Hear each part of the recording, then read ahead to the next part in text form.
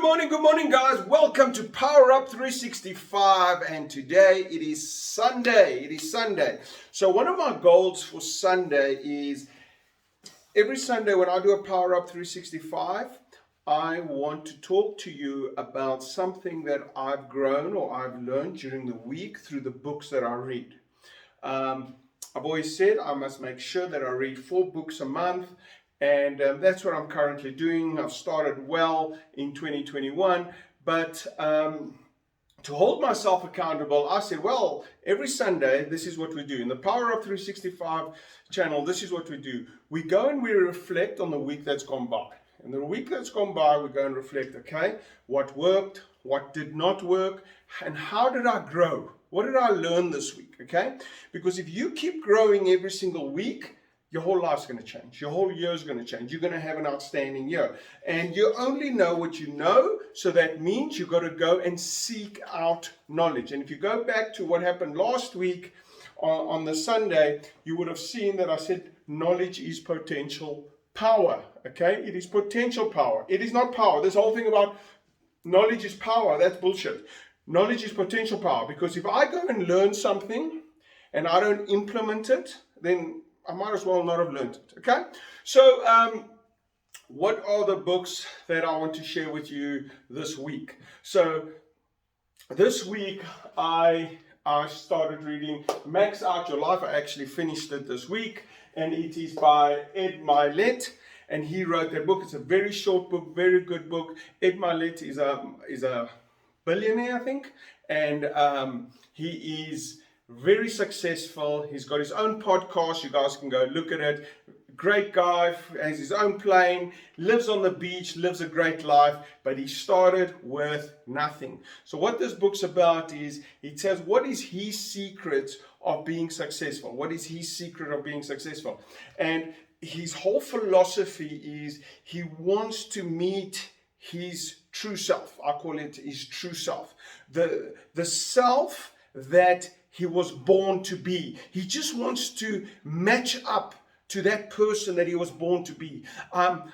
You're not born to be poor and to struggle, and that you're born to have a great life, to live great, to be happy, to be fulfilled. That's what he strives for, and he believes everyone has the gift, everyone has purpose, everyone has potential, and his true north principle is God. Okay, and he says God has given him all this potential, all these gifts, and he just wants to meet up to that person. When he meets that person, when the end comes, he wants to meet his true self, and he wants to know that he lived his life to his full potential. Okay, so, and he believes in your company that you surround yourself with. He believes that every time you are struggling or you're going through difficulties, if you surround yourself through people with the same circumstances, you're never going to get above those problems or those challenges that you're facing. So in essence, if you want to be a millionaire, are you hanging around millionaires? If you want to be very fit and healthy, are you hanging around healthy and fit people? He speaks about who you hang around with, and every time you want to up your game, surround yourself with greater people, because they will influence you. Now, I just want to touch on 2 things, okay? Is your will to win for sale? Is your will to win for sale? Is your will to win for sale? And what he means by that is, I love the example that he gives, is if you were buying a gift,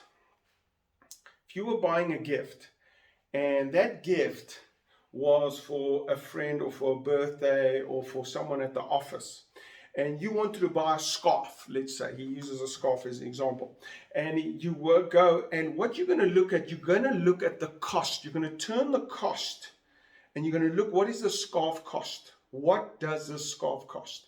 Okay, and the cost of the scarf will determine if you're going to buy it. Why?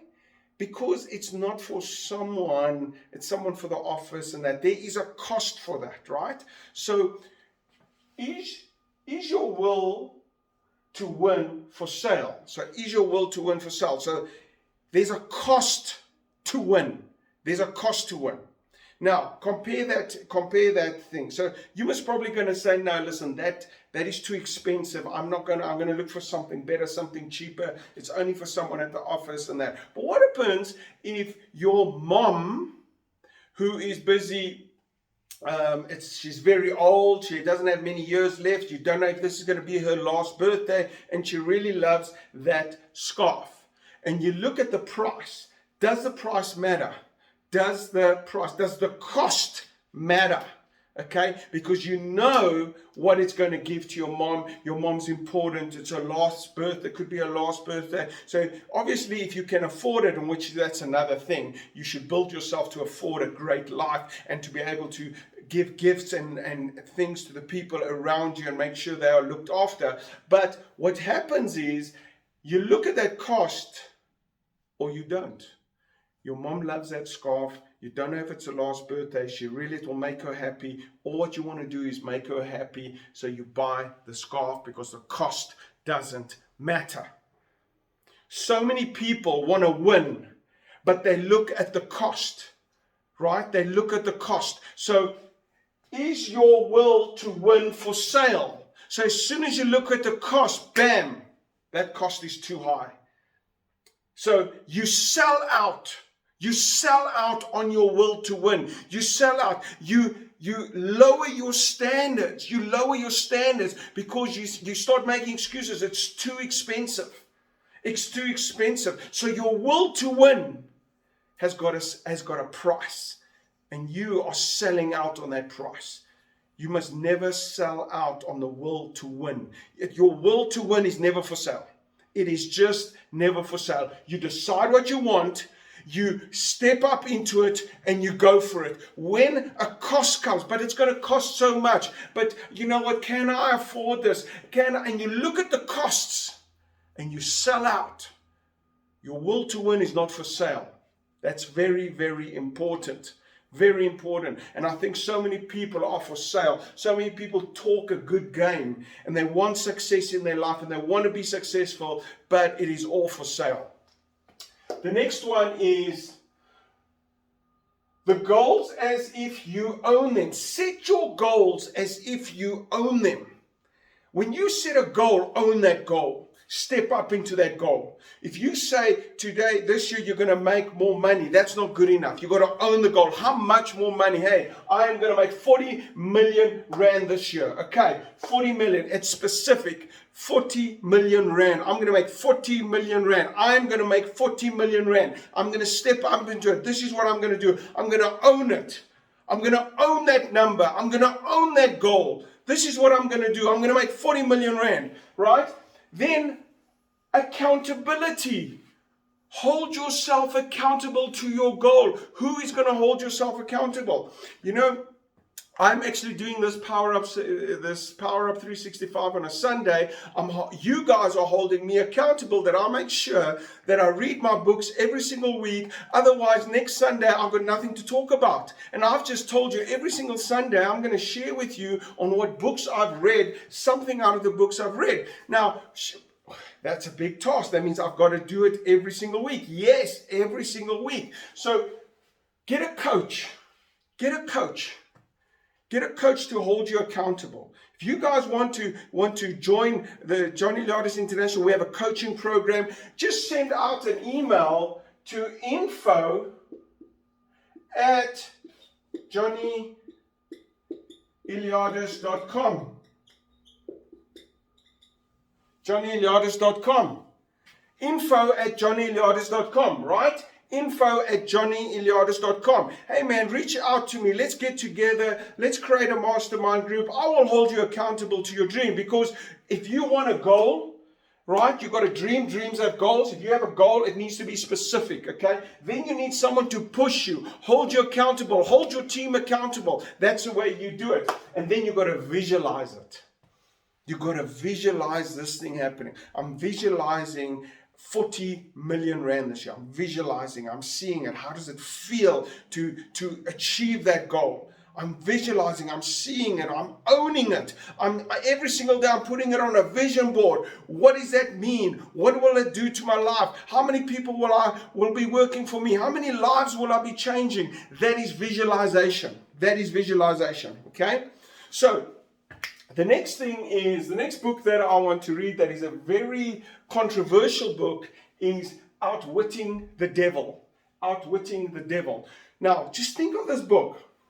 Napoleon Hill wrote it, I think, in 1937. He wrote this book and he put it away. He put this book away. And his family did not want this book to be issued because it's so controversial. That book would never have been accepted in those times. Would never have been accepted in those times. And it's such a controversial book, which I think I will be speaking on this book over the next 2 weeks because I've just started reading it. And this book was issued, and I think the daughter or the family of Napoleon Hill said, you guys can only issue this book after we pass away. After we die, you can read this book. It was so controversial, but what a great book it is. I'm really enjoying it so far. But what it's about, it's the other self of you, the other self. And he speaks about the other self. Now, I love when he had written these manuscripts, he needed $20,000 to print them. He had all these books. Remember, Andrew Carnegie said to him, I will put you in front of the greatest people in the world to write a book on how to become successful. He said, I'm gonna give you access to Henry Ford, to Edison, to presidential people, to Rockefeller. And he said, all these billionaires, I'm going to give you access to them. You're going to interview them. You're going to write a manuscript. But when it was time and he needed to print certain books, he needed 20,000 rand. He had no money. And a voice came to him, like he calls it his other self. A message came to him and said, listen, you got to write down all the names, all the contacts. And you've got to start phoning those people. And you got to sell that concept. And it wasn't working. And then a name came up. And he had to move, I think it was Philadelphia, if I remember correctly. He had to move to another city. He had no money. To move to the other city. So what the other self said to him, why don't you go to your brother-in-law and ask him to borrow you $50? $50. Okay, he went to his brother-in-law, said to him, listen, now he's got this doubt. His other self is saying, go and ask your brother-in-law. Now he's got this doubt. He's got, will he help me? Will he not help me? Will he laugh at me? What will he say about me? So he's got this doubt. He's got this doubt in himself, right? So what happens is he says, no, listen, I'm all in here. I'm going to listen to this other self. I don't understand it. I don't know where it comes from, but I'm going to listen to this thing. And then he goes and he asks. And then his brother-in-law says, listen, man, if you're going to go to Philadelphia, $50 is not going to be enough. Maybe I should give you 100 just so that you have enough.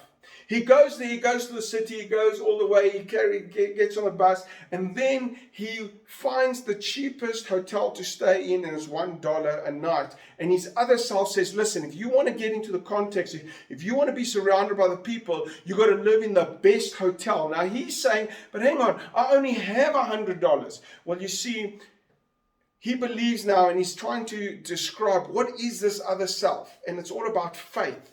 And you've got to believe in it. You've got to believe that you're going to do it. If you're going to set your goals, you've got to believe that you will do it. You've got to visualize it, right? Now, what am I doing? I'm telling you a guy who's a billionaire who wrote this book right now, and I'm telling you a guy who wrote a book in 1937. I love Napoleon Hill, the books, because he wrote them so far, but the principles have not changed because we are all human beings. The principles have not changed. Principles have not changed.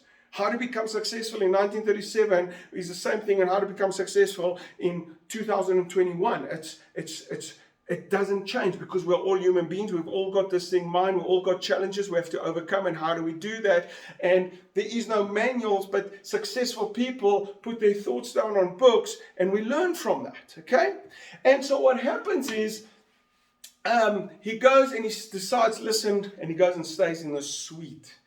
Okay, he goes to an expense. I don't know if it was the most expensive, but he goes to an expensive hotel. And then the other voice says, no, you got to stay in a suite. And he does it. He listens to himself. He doesn't know what's going to happen. He has faith that somehow this is going to happen. And he says, as he doesn't know where it came from, but his other self speaks to him and says to him, you need to go see this person. Now, he had heard of this person. I think he had met this person long ago. He gets the name. He goes to this person. And this guy was, he was a publisher of books. He goes to this guy and he says, listen, this is my story. This is what I've done. This is what I need, these books, I need this. And so what happens was the guy says, I will publish your books and I'll give you an advancement of payment. And he had done that. How it happened, he doesn't understand it. All what he knows, he had faith, and there was something, his other self, there was messages coming. Now, I personally believe, and I'm still reading this book, and I will teach you guys on things next week on this, but I believe whenever time you get a thought, you get a message, I believe that's God sending you a message. It's the universe sending you a message. Believe what you want, but I believe you don't ignore the messages. And sometimes they're outrageous, and sometimes you've got to be sure that it is correct, but you can't ignore it. That's one thing you can't do. You can't ignore the message, okay? You can't ignore that thought, that inspiration. You can't ignore that. You've got to embrace it. You've got to entertain it. You've got to think about it. You've got to process it, because maybe that's just what you need. And usually those thought processes are pushing you to a next level. They're pushing you to a next level. I personally am going through that process right now.